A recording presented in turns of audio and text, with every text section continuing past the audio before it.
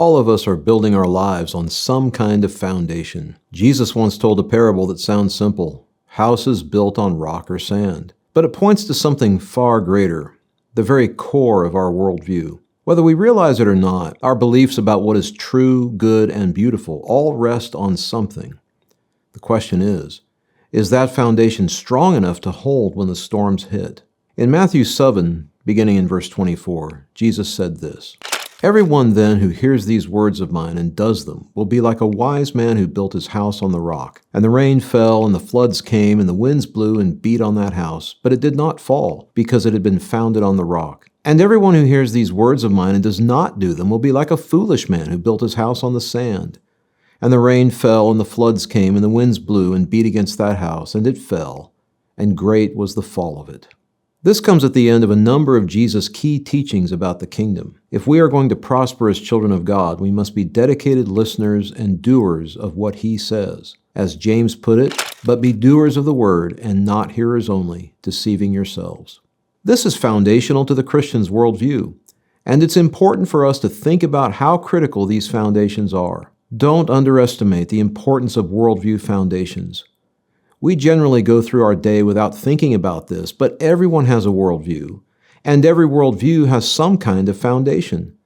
That foundation will essentially be rock or sand, to use Jesus' analogy. It will either hold or crumble under pressure and judgment. If the foundation is sand, then it fails as a viable worldview and ought to be abandoned in exchange for a foundation that is solid. At bottom, this is where the debate between theism and atheism rests. Before one can even consider evidence for or against anything, we must have some basis for the ability to even consider evidence and why it is important. What gives evidence meaning? How is evidence possible at all? What does our foundation provide for us? By foundation, I mean getting back to the very roots of reality. Someone might say, "Science is my foundation," but that's not good enough. Science will be built upon presuppositions about reality that cannot be scientifically proven without first assuming them to be true. And getting to the foundation means getting below the surface of those presuppositions. What makes science possible in the first place? What makes consciousness and thinking possible? What makes them valuable? Why assume non-tangibles like truth, value, reason, justice, and honesty? Why be moral?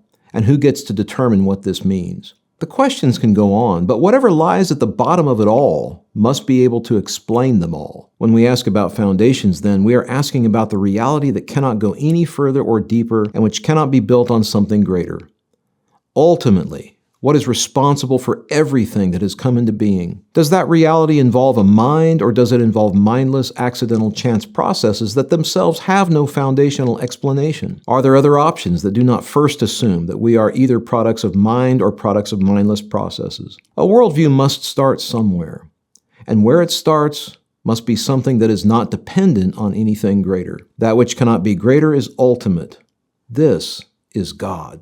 This is one reason I believe in God, because ultimate foundations matter. The stakes really can't be any higher. If we are the products of an ultimate mind, as in God, then we will understand our purpose very differently from those who believe that we are accidental products of mindless processes. Which worldview can adequately account for the most important features of what it means to be human beings? The ability to reason, the fundamental recognition of good and evil, the moral choices we make that we assume to be significant, the desire for justice, and so on, must be accounted for foundationally. "In the beginning, God created" is the opening statement of the Bible, and it shapes the entire worldview of the Christian.